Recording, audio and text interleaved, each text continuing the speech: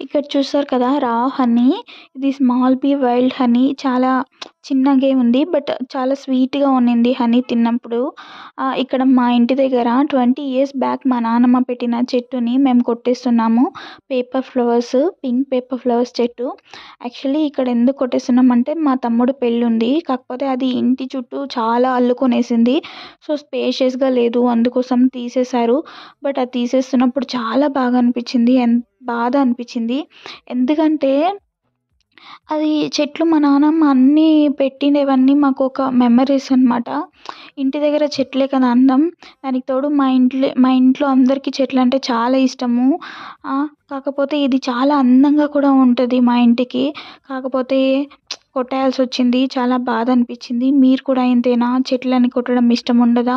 But unfortunately కొట్టేయాల్సొస్తే మీరేం చేస్తారు? Please let me know in the comments. Bye by.